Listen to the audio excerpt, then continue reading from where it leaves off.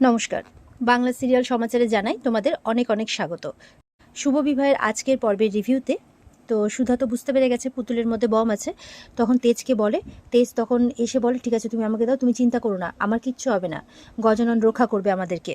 তো এই বলে তেজ কিন্তু বাইরে পুতুলটা নিয়ে চলে যায়। আর এদিকে সমুদ্র যেতে গেলে সমুদ্রকে সুধা বলছে, তুমি এক কাজ করো সমুদ্র, তুমি জোরে জোরে ঢাক বাজাও কিংবা জোরে জোরে কোনো গান বাজাও, কিছু একটা করো।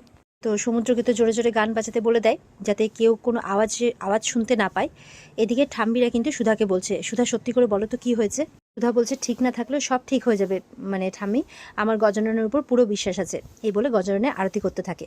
সুধা ঠাকুরের কাছে প্রার্থনা করছে যে সবার প্রাণ বাঁচানোর দায়িত্ব নিয়েছে, তাকে সুস্থ সবল অবস্থায় ফিরিয়ে আনার দায়িত্ব শুধুমাত্র তোমার গজানন, তাই বলছে।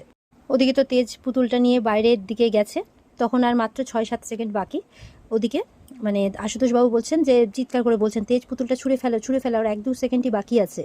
এবার তেজ তো দেখছে একদম লাস্ট সেকেন্ড চলে এসছে। তখন মনে মনে কিন্তু সুধার সাথে কাটানো মুহূর্তগুলোর কথাই ভাবছে, কারণ তেজ হয়তো মনে করেছে যে সে আর হয়তো সুধাকে দেখতে পাবে কিনা। এই বলে পুতুলটাকে বাইরের দিকে ছুঁড়ে ফেলে দেয়, আর পুতুলটা কিন্তু মানে বাস্ট হয়ে যায়, বোমটা আর কি। সার্থক মানে সবাই আর কি, সার্থক ভেতরে উপস্থিত সবাই কান বন্ধ করে নেয়। তখন তো ভেতরে মানে সুধারা যেখানে আছে সেখানে সবাই আওয়াজ শুনতে পায়। তো তেজের মারা বলছে এটা কিসের আওয়াজ হলো। তখন তেজ করে সুধা কিন্তু দৌড়ে যায় বাইরের দিকে। গিয়ে তো তেজকে কোথাও দেখতে পাচ্ছে না।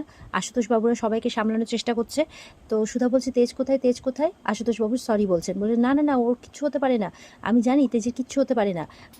তো সুধা তো চিৎকার করে বলছে তুমি এই জন্মে কেন, তুমি আমাকে কথা দিয়েছিলে তুমি 7 জন্মেও আমাকে ছেড়ে যাবে না। এই বলে কাঁদতে কাঁদতে মাটিতে বসে পড়ে।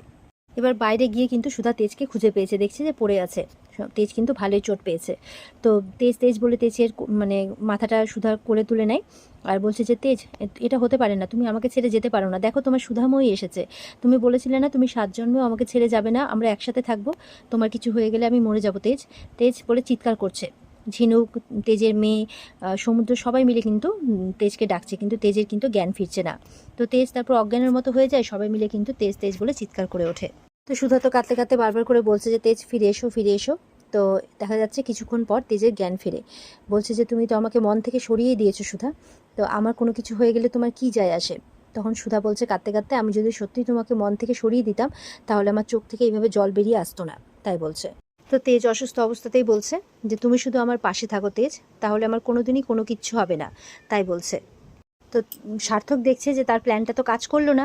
তো তখন বলছে না এটা কিছুতেই হতে পারে না, তবে বলছে যে পিকচার আভি বাকি হে মেরে দোস্ত, আমি এত সহজে হাল ছাড়বো না, এই বলে পালাচ্ছে। আর ওদিকে মানে আশুতোষ ভেতরে লোকজনকে ভেতরে যেতে বলছে, হই হট্টগোল বারণ করতে বলছে।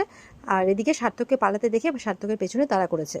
এদিকে আশুতোষটা কিন্তু সার্থকের খোঁজ করতে থাকে, কিন্তু শেষ অবধি কোনো খোঁজ পায়নি। শেষে দেখা যাচ্ছে কিছুক্ষণ পর যে তেজ একটু সুস্থ হয়েছে, তাকে ভেতরে নিয়ে আসা হয়। আশুতোষটা সবাই সঙ্গে আসে। তো তেজের এরকম অবস্থা দেখে মানে তেজ বেশ কিছু জায়গায় চোট পেয়েছে, তার মারা তো ঘাবড়ে যায়। ঠাম্মি বলছে দাদু ভাই তোমার এবার বাড়িতে গিয়ে রেস্ট নেওয়া উচিত। বলে না ঠাম্মি, আমি এখন ঠিক আছি, ভগবান মানে গজাননের আশীর্বাদে আমি একদম সুস্থ আছি, ঠিক আছি, এইটুকু চোট আমাকে কাহিল করতে পারবে না। আর ওখানে উপস্থিত সমস্ত দর্শনার্থীদের কাছে হাত জোর করে ক্ষমা চাইছে যে কিছুক্ষণের জন্য হলেও সবাইকে হয়তো এতটা মানে চিন্তার মধ্যে পড়তে হয়েছিল। জাজেসরা বলছে উল্টো তো আমাদেরকেই মানে আপনাকে আর সুধা ম্যামকে ধন্যবাদ জানানো উচিত যে আপনাদের জন্যই আজকে এতগুলো মানুষের প্রাণ বাঁচলো। বিজিতার কেয়া বলছে আমাদের তরিও কিন্তু এই ব্যাপারে অনেক হেল্প করেছে, কারণ তরি যদি না বলতো সঠিক টাইমে তাহলে কিন্তু আমরা এই বোমের ব্যাপারে কিচ্ছু জানতে পারতাম না। ঝুম্পা বলছে এত কিছুর পর তেজ বেকারি আর উইনার হবে না দেখো। তখন বলছে মানে ইশিকা, আমিও সেটাই চাই, এই তেজ বেকারি যাতে উইনার না হয়, তাহলে ওই সুধার দম্ভ ভাঙবে।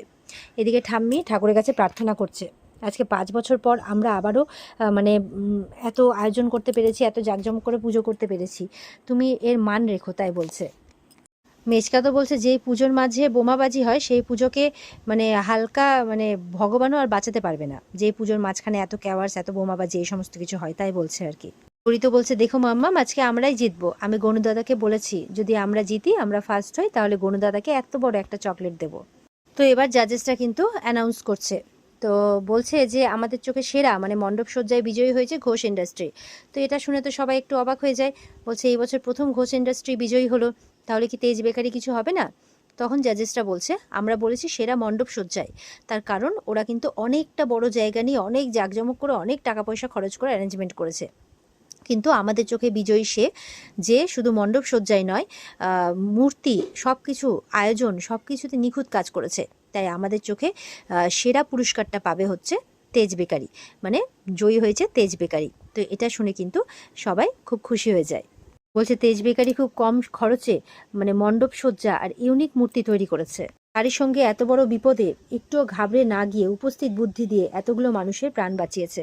বলছে তাই সব দিক থেকে দেখতে গেলে এই বছর বিজেতা হচ্ছে তেজ বেকারি, তাই বলছে। এই বলে তো সবাই হাততালি দিচ্ছে, খুব আনন্দ সবার। তেজ তখন সুধাকে বলছে, আমি জানতাম সুধা, তুমি থাকতে আমরা হারতে পারি না। আর ওদিকে মানে ঝুম্পা আর ইশিকা এদের তো খুব মনটা খারাপ, চেয়েছিল যাতে বিজেতা না হয় তেজ বেকারি। তো এবার পুরস্কার তুলে দেওয়া হয় ঠাম্মির হাতে, আর ঠাম্মি সেই পুরস্কারটা কিন্তু তেজ আর সুধার হাতে তুলে দেয়। তখন তরি বলছে, বলেছিলাম না আমরাই জিতবো, এবার তো গনুদাদাকে এত বড় একটা চকলেট দিতে হবে। তখন তার মা বলছে মানে সুধা, যে নিশ্চয়ই দেবো। এদিকে দেখা যায় ইশিকা তো বেরিয়ে চলে যায় রাগে, আর এদিকে ঝুম্পা সমুদ্রের হাত ধরে টেনে বলে, বিজেতা তো হয়ে গেলে এবার এই আনন্দে আমার টাকাটা কিন্তু রেডি রেখো 2 দিনের মধ্যে। এই বলে সমুদ্রকে আবার জড়িয়ে ধরে দিয়ে ওখান থেকে বেরিয়ে চলে যায়। ঝিনুক দেখে ঝিনুকের সামনে এসব ইচ্ছে করে করছে, তারপর ঝিনুকের ফোনে অঙ্কুশের ফোন আসে, ঝিনুক বেরিয়ে যায়। এদিকে দেখা যাচ্ছে পুজো শেষ হয়ে গেছে, যে যার বাড়ি ফিরে গেছে। এবার সুধা তেজের হাতে মানে যে সমস্ত জায়গায় চোট পেয়েছে সেখানে মলম লাগিয়ে দিচ্ছে। তো সুধা এবার ওষুধ লাগিয়ে দিচ্ছে। তেজ বলছে যে এতই যখন ভালোবাসো তাহলে এতটা জোর করে মানে জোর করে ডিস্টেন্সটা এতদিন ধরে কেন মেনটেন করছিলে। সুধা বলছে, আমি আপনার জন্য ব্যথার ওষুধ নিয়ে আসছি, আপনি বসুন। বলে তুমি থেকে এখন আপনি হয়ে গেল, ও আচ্ছা অভিমানটা আবার ফিরে এলো। তো সুধা বলছে, দেখুন আপনার জায়গায় যে কেউ থাকলে আমি এটাই করতাম।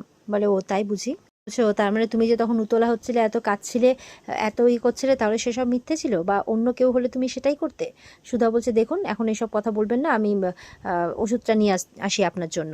বলছে, দেখো আমার কথার উত্তর না দিয়ে তুমি কোথাও যাবে না, যে এটা বেসিক মনুষ্যত্ব বোধ নাকি ভালোবাসা। তেজ বলছে, তখন বলছিলে যে আমার কিছু হয়ে গেলে তুমি মরেই যাবে, তাহলে সেটা কি বেসিক মনুষ্যত্ব বোধ ছিল। সুধা বলছে, তখন পরিস্থিতিটা ওরকম হয়েছিল, আমার ভেতর থেকে ইমোশনটা বেরিয়ে এসেছিল।